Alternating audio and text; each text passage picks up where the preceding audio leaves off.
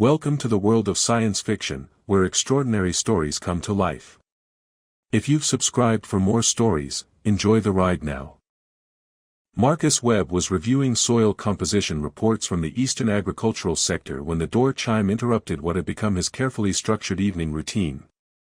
Living alone on New Terra had taught him to appreciate predictability: dinner at 6, research until 8, recreational reading until 10, sleep by 11. It was a schedule designed to fill the empty spaces left by 5 years of unanswered questions and a kind of loneliness that came from losing someone without ever understanding why they left. He expected the visitor to be Dr. Patel from the Agricultural Division with questions about crop rotation optimization, or maybe Sarah from the Comm Center with updates about the supply shipment from Earth. He definitely didn't expect to open his door and find Zara'neth standing there with a child who had his green eyes and her luminescent pale skin. "This child is yours, human," Zara'neth said without preamble, her voice carrying the same musical quality that had first captivated him 8 years ago, though now it held an edge of exhaustion that made her appear older than her ageless Sanguinari physiology should have allowed. Marcus stared at her, then at the child, definitely a child, maybe 4 or 5 years old, with Marcus's distinctive jaw-line and nose but Sanguinari bone structure that gave him an otherworldly elegance. The boy was studying Marcus with the sort of intense curiosity that suggested high intelligence and absolutely no shyness about using it. "Are you my papa?" the child asked in perfect English, though his pronunciation carried the slight musical inflection of Sanguinari phonetics. "Mama said you were tall, but she didn't say you were this tall." Marcus looked down at the boy, his son, apparently, and felt his brain attempt to process too much information simultaneously. Yes, I think I am." "What's your name?" "Kayeth, but Mama says humans have trouble with the apostrophe sound, so I can be Kai if that's easier." The boy stepped closer, tilting his head in a gesture that was pure Zara'neth. "You smell different than I expected. More like growing things and less like worry." "He has enhanced olfactory sensitivity," Zara'neth explained, swaying slightly on her feet in a way that suggested she was operating on reserves that were nearly depleted. "Among other inherited traits that we should discuss privately." Marcus finally managed to engage his higher brain functions enough to step aside and gesture them into his house. "Come in. Please. We obviously need to talk." Zara'neth moved past him with the fluid grace he remembered, but her usual confident bearing was underlaid with a wariness that made her scan the room like someone expecting threats to emerge from the furniture.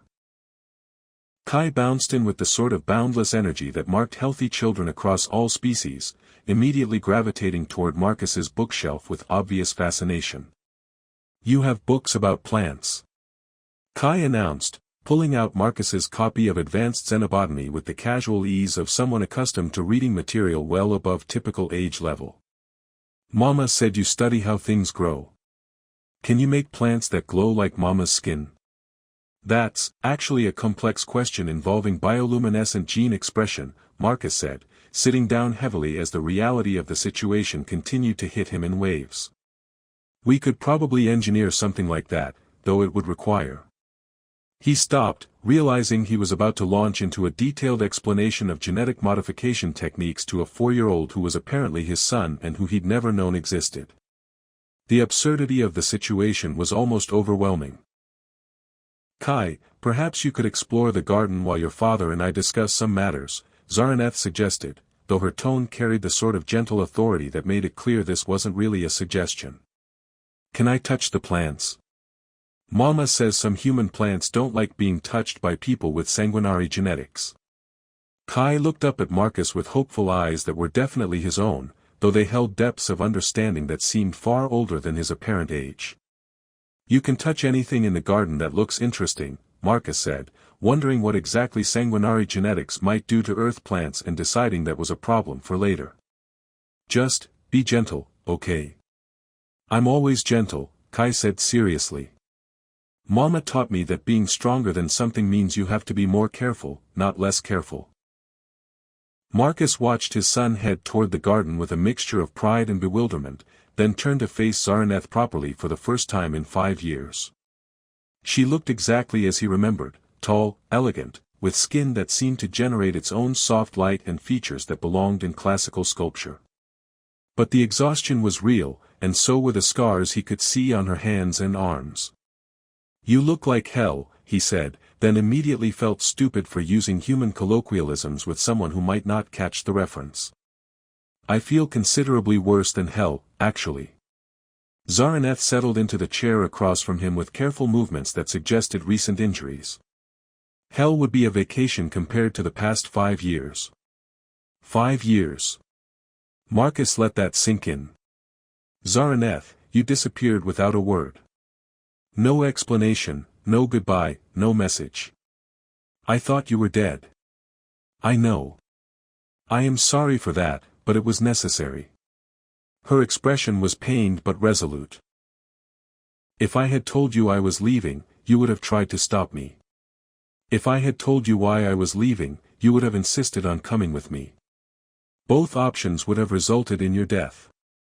Marcus felt anger rising alongside the confusion and joy of seeing her again. "So you decided that for me? You decided that I couldn't handle whatever danger you were facing? I decided that our child deserved to have at least one living parent." Zara'neth's voice was quiet but firm. "And that if something happened to me, he should have the option of finding safety with his father. Our child." Marcus looked toward the garden, where he could see Kai examining his tomato plants with scientific intensity. "He's really mine. Ours. Human sanguinari reproduction is extremely rare, but not impossible under specific conditions involving emotional and physical compatibility." Zara'neth's explanation took on the clinical tone she used when discussing complex topics. "Kai is genetically yours as much as mine, though his development has followed patterns that are unique." "Unique how?" "Enhanced physical capabilities, accelerated intellectual development, sensory abilities beyond both parent species' normal ranges." Zara'neth paused, watching Kai through the window. "Also, he appears to have inherited your tendency to ask uncomfortable questions at inappropriate times." Despite everything, Marcus found himself smiling. "That's definitely my fault. But Zara'neth, why now? Why come back after 5 years? Her expression grew darker, and she glanced around the room again with that wary assessment of potential threats. "Because the people who wanted to kill us for creating him have found us. Because I can no longer protect him alone.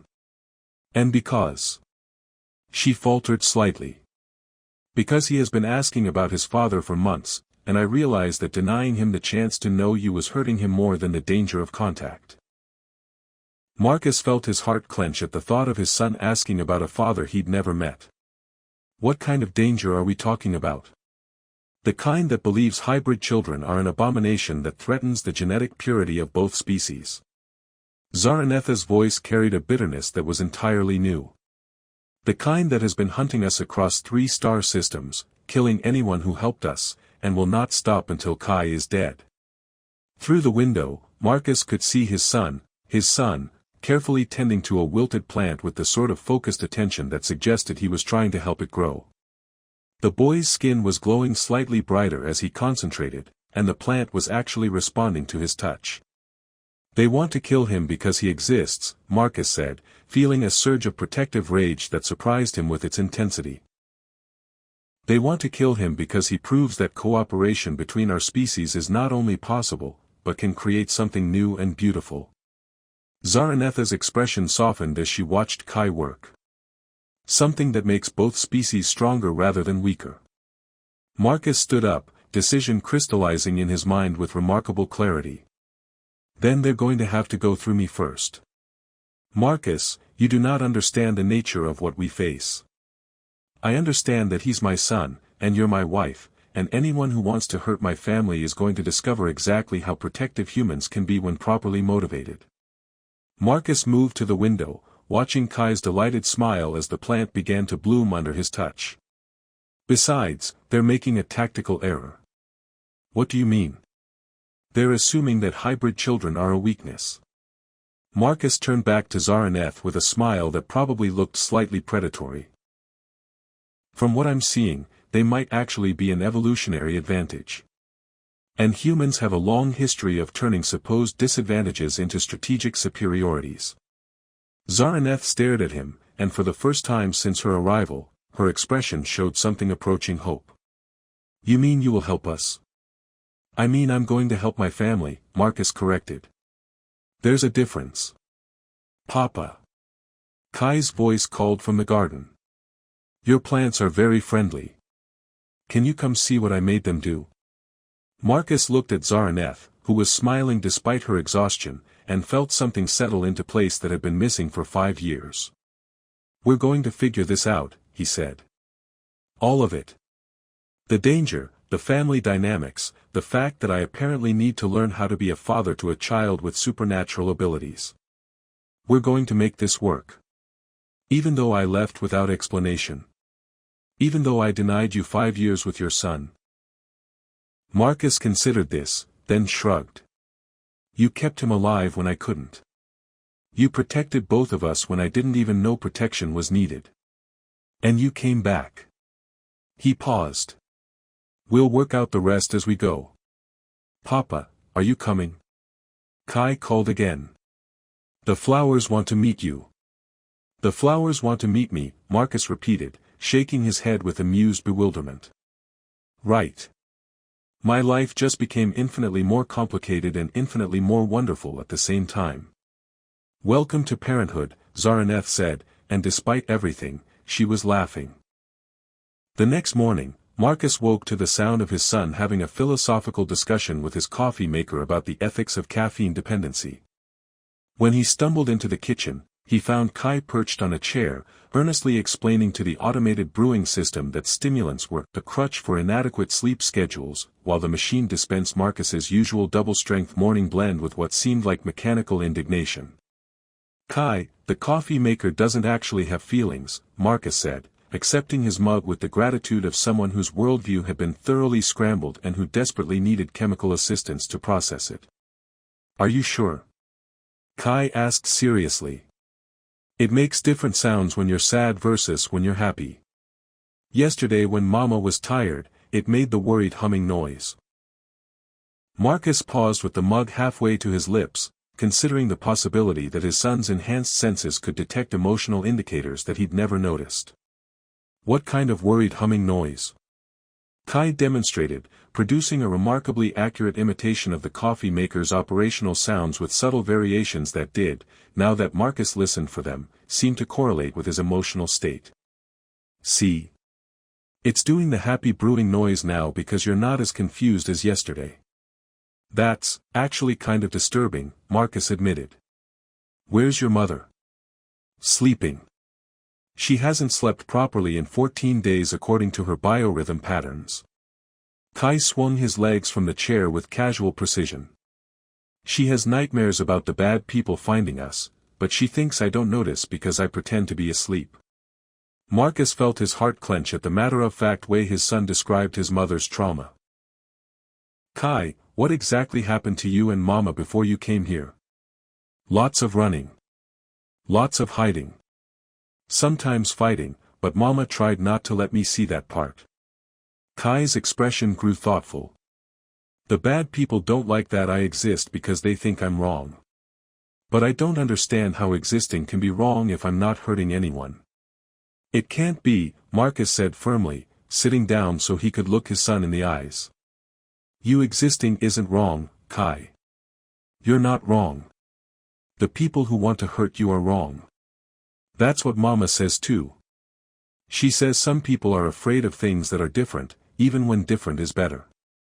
Kai tilted his head in that characteristic gesture. Are you afraid of me being different, Papa?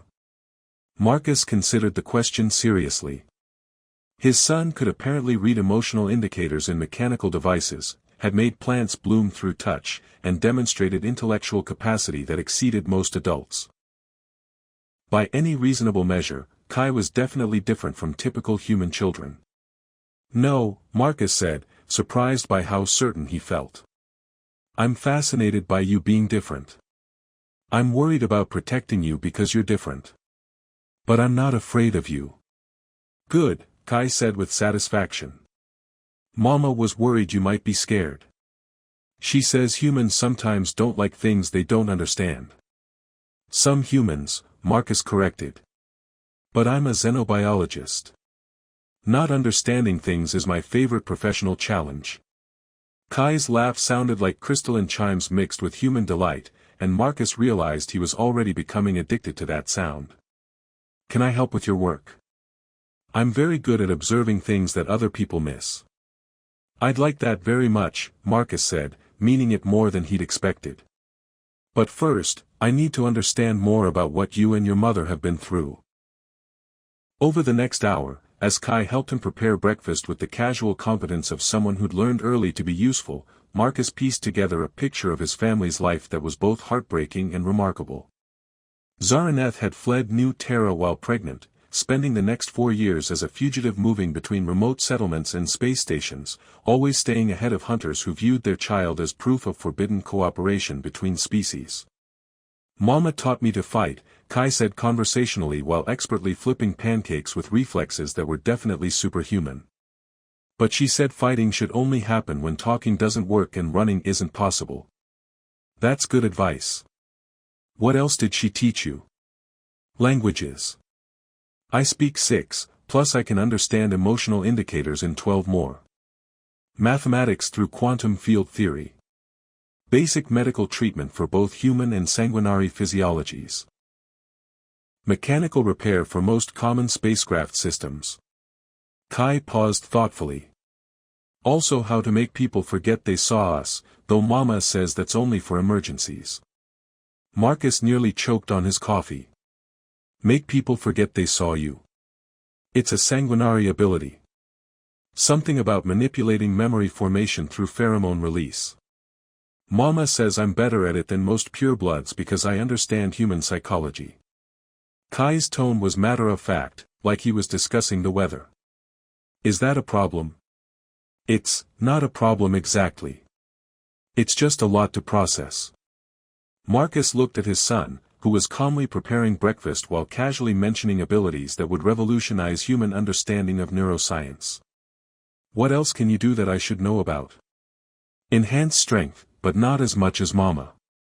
Better hearing and smell than humans, but not as good as full sanguinari.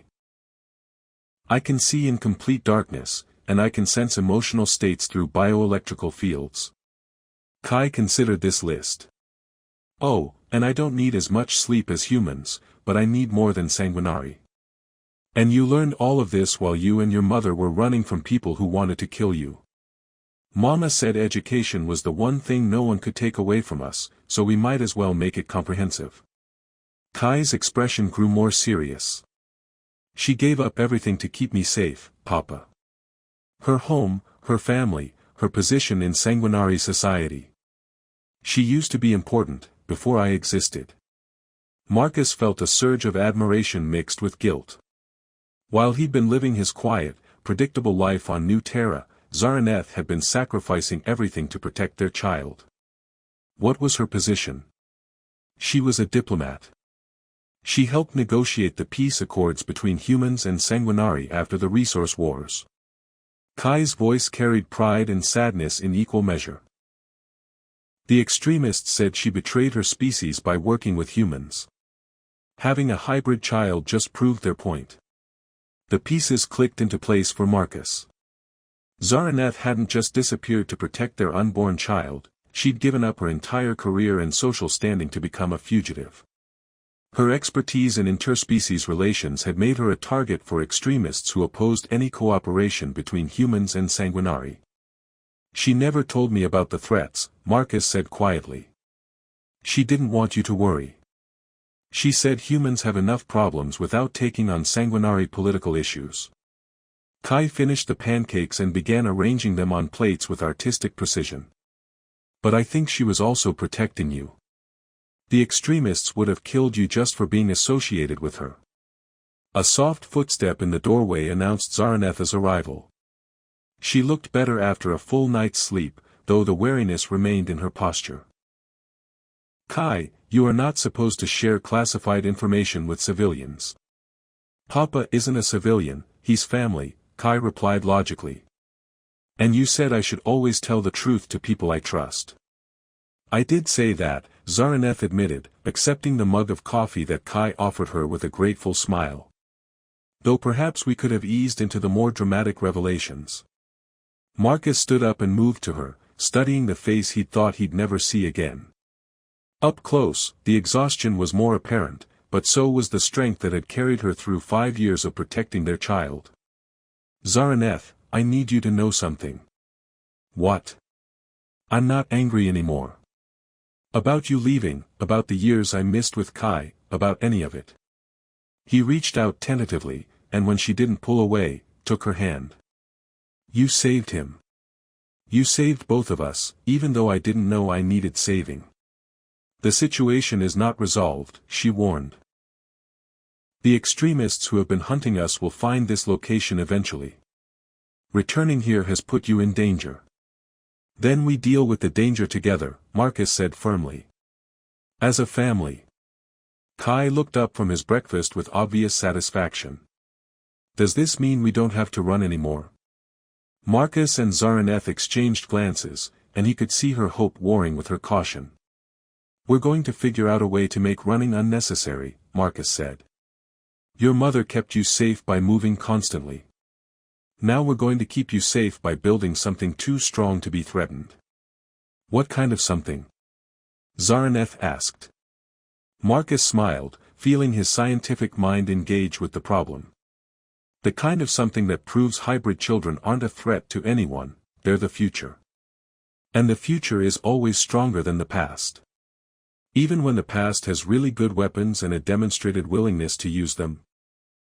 Kai asked with the sort of practical concern that suggested he'd had this conversation before. Especially then, Marcus said. Because the future has something the past doesn't. What's that? Marcus looked at his wife and son, feeling something click into place that went beyond family bonds. The future has us. The first sign that their quiet domestic morning was about to become significantly more complicated was Kai suddenly stopping mid-sentence during his explanation of how plant cellular structure could be optimized for enhanced nutrient absorption. Papa, he said quietly, his head tilted in a listening pose that Marcus was learning meant his enhanced senses had detected something important. There are 6 people approaching the house. They don't smell like colonists. Zara'neth was on her feet instantly, her relaxed posture transforming into something that looked distinctly predatory.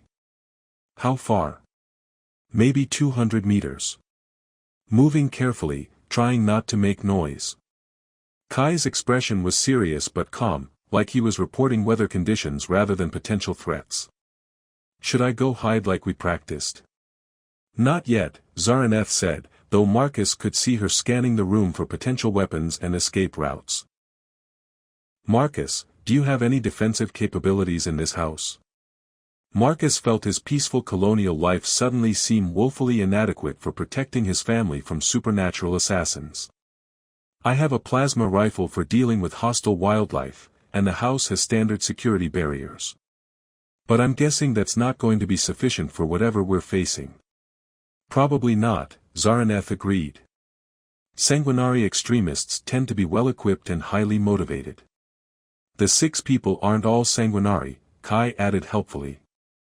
2 are definitely my people, but the others smell different. More like. He paused, concentrating. Like metal and synthetic materials. And anger. They smell very angry. Mercenaries, Zara'neth said grimly. Lord Vextar has been hiring humans to supplement his hunting parties. He learned that mixed teams are more effective against hybrid families. Marcus felt a chill that had nothing to do with the morning air. Mixed teams. Humans to counter my advantages, Sanguinari to counter yours. It is actually quite tactically sound. Zara'neth's tone was conversational, but Marcus could see her preparing for violence with fluid efficiency. Though they may not have accounted for Kai's unique capabilities. What unique capabilities? Marcus asked, then immediately held up his hand. You know what, never mind. I'm learning that asking that question always leads to revelations I'm not prepared for. Papa, should I make the bad people go away? Kai asked with the sort of casual tone most children used to ask about snacks. Make them go away how? Marcus asked despite his previous resolution not to ask about his son's abilities.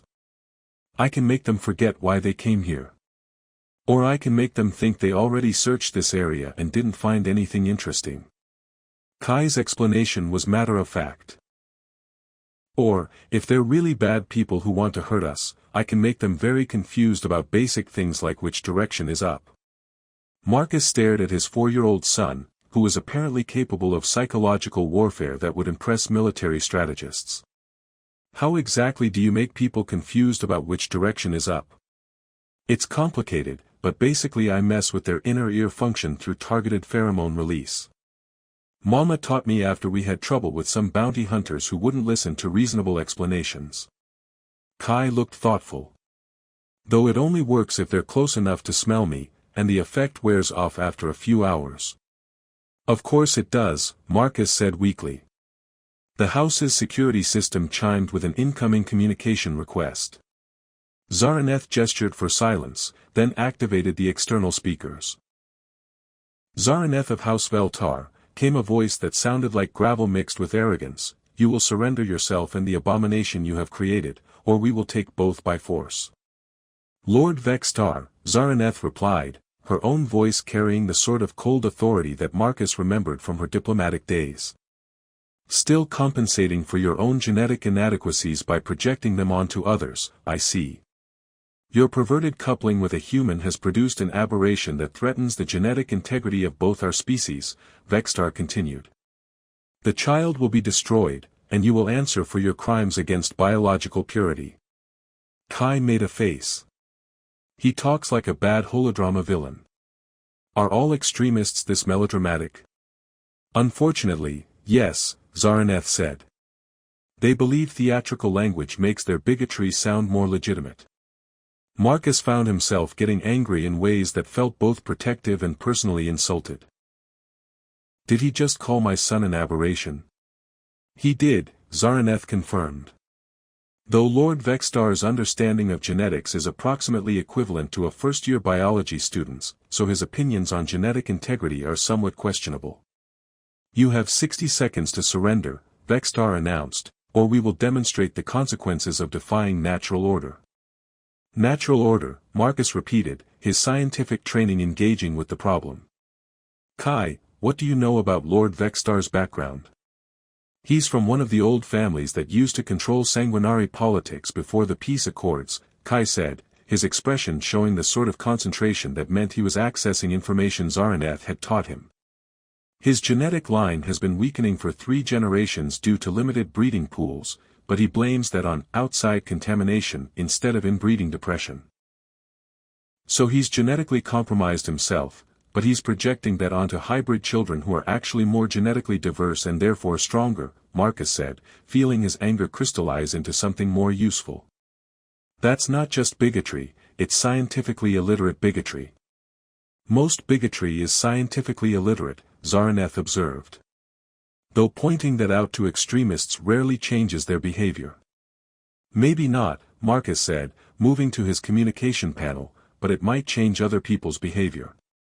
Marcus, what are you doing? Something that's either brilliant or incredibly stupid.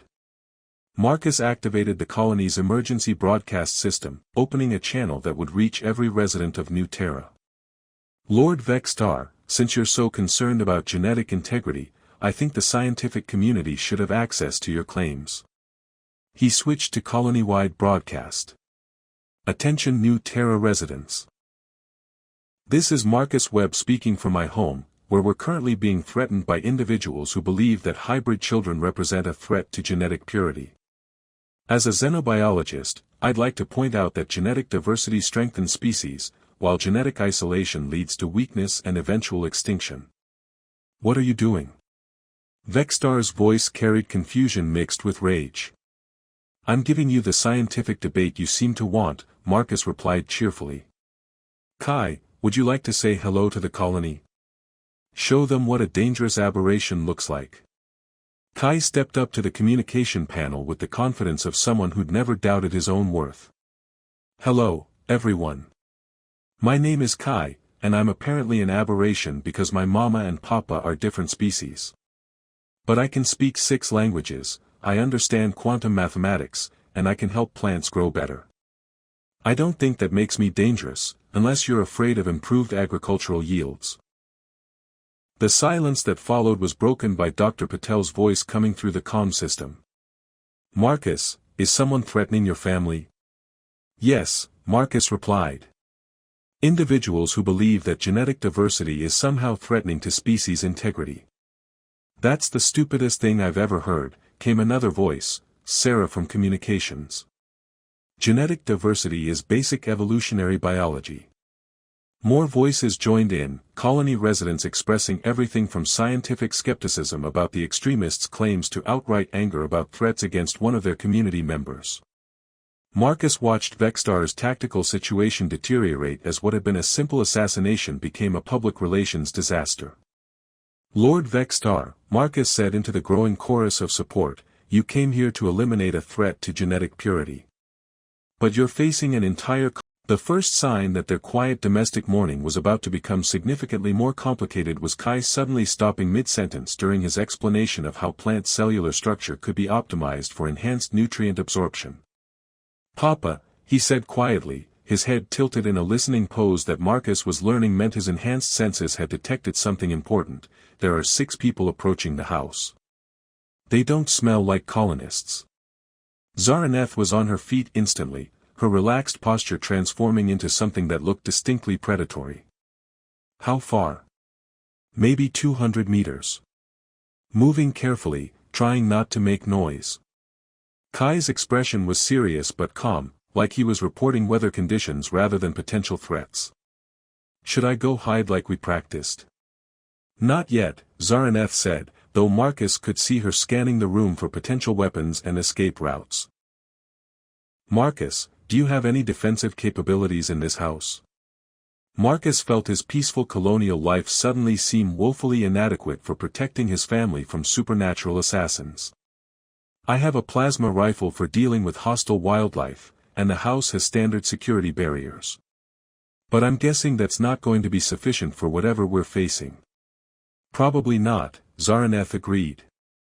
Sanguinari extremists tend to be well-equipped and highly motivated. The 6 people aren't all Sanguinari, Kai added helpfully. 2 are definitely my people, but the others smell different. More like... He paused, concentrating. Like metal and synthetic materials. And anger. They smell very angry. Mercenaries, Zara'neth said grimly. Lord Vexstar has been hiring humans to supplement his hunting parties. He learned that mixed teams are more effective against hybrid families. Marcus felt a chill that had nothing to do with the morning air. Mixed teams. Humans to counter my advantages, Sanguinari to counter yours. It is actually quite tactically sound.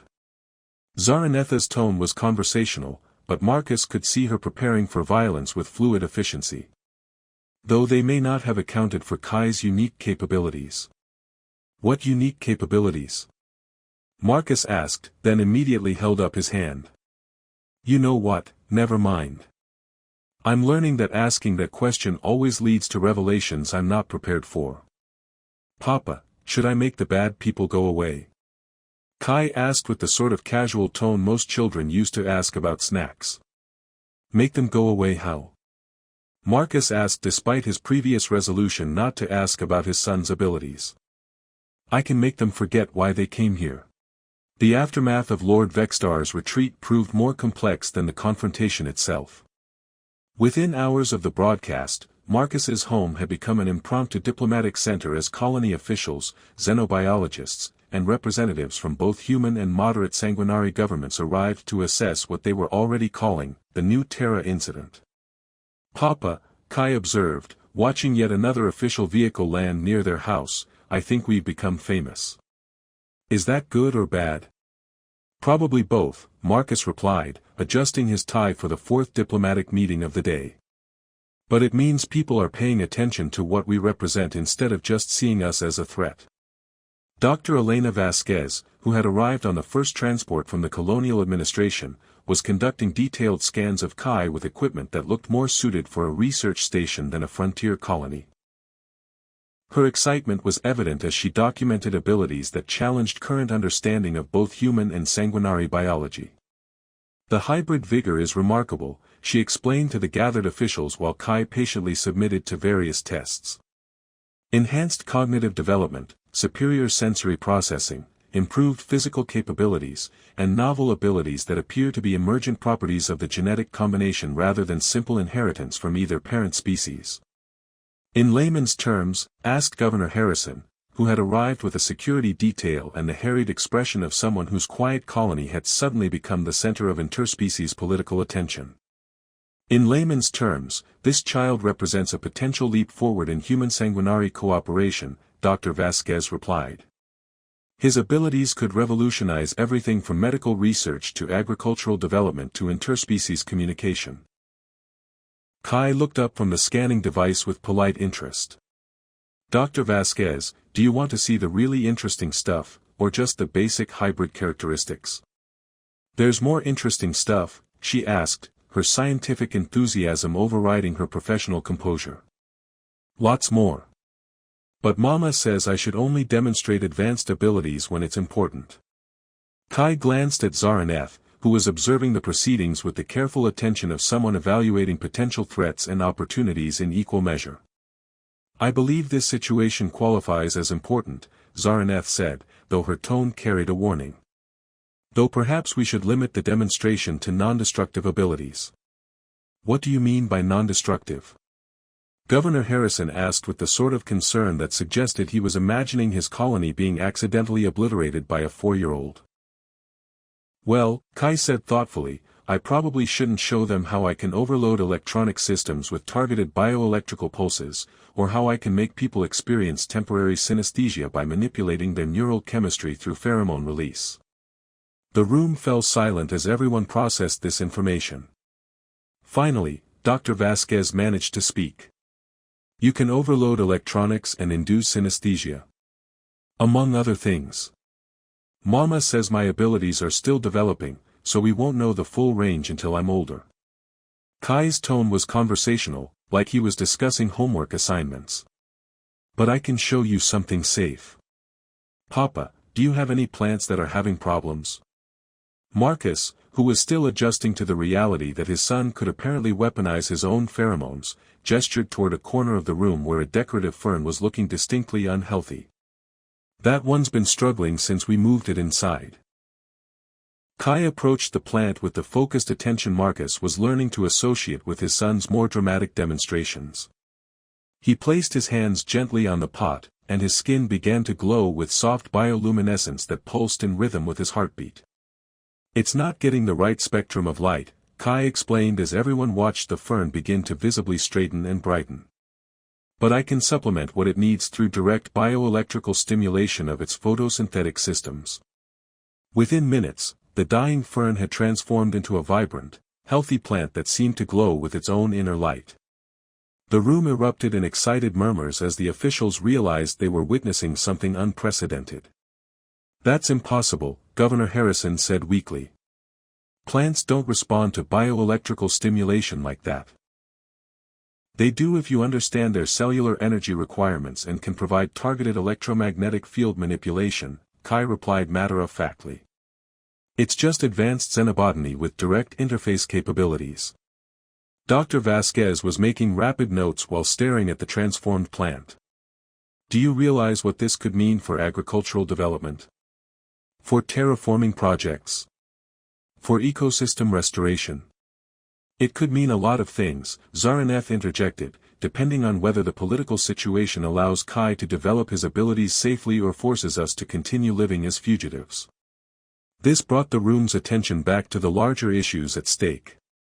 Ambassador Felnara, who had arrived representing the moderate Sanguinari faction, stepped forward with the sort of formal bearing that suggested important pronouncements. The Council of Houses has been monitoring this situation, she announced. Lord Vextar's actions were not sanctioned by legitimate Sanguinari authority. His extremist faction represents a minority position that has been increasingly marginalized since the peace accords. But they're still dangerous, Zara'neth pointed out. Marginalized extremists often become more violent, not less. Which is why the Council is prepared to offer official protection for your family, Ambassador Felnara continued. Recognition of hybrid rights, citizenship status for Kai in both human and Sanguinari territories, and legal prosecution of anyone who threatens interspecies families. Marcus felt hope rising, but he also noticed Kai's expression becoming more serious as he listened to the adult conversation. "What do you think, son?" Marcus asked, realizing that Kai's opinion should carry weight in decisions about his own future. "I think it's good that people want to protect us," Kai said carefully. "But I also think the real solution isn't just protection. It's proving that hybrid families make both species stronger." "How do you mean?" Governor Harrison asked. Kai looked around the room at all the adults who were debating his fate, and Marcus could see his son's remarkable intelligence engaging with the problem at a level that impressed even the seasoned diplomats. "The extremists are afraid because they think I represent change they can't control," Kai said. "But if other hybrid families exist, if we can show that cooperation creates better results than isolation, then we become proof instead of threat." Ambassador Felnara's expression showed surprise and approval. "You are suggesting the establishment of formal interspecies family support networks." "I'm suggesting that we stop treating hybrid children like rare exceptions and start treating them like the future they actually represent." Kai's voice carried confidence that seemed far older than his apparent age. "Mama and Papa fell in love and created me. That's not an aberration, that's evolution." Dr. Vasquez looked up from her notes with obvious excitement. "Actually, there's precedent for this. Historical data shows at least 23 documented cases of human Sanguinari hybrid children over the past century. They've been hidden due to political pressures, but they exist." 23. Zara'neth's expression showed surprise mixed with hope. "We are not alone. Not even close.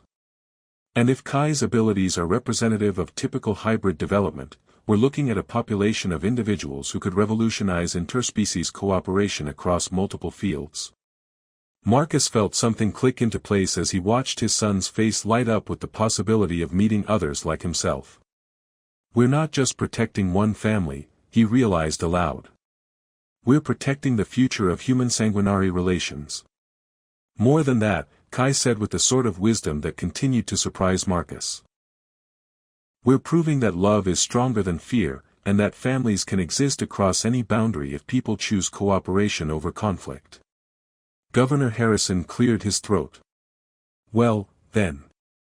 I believe New Terra would be honored to serve as the first official interspecies family protection zone. We have the infrastructure, the scientific expertise, and apparently the community support necessary to make this work." Ambassador Felnara nodded approvingly.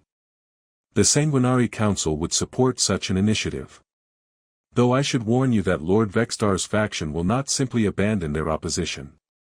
"Let them come," Marcus said, surprising himself with his own certainty.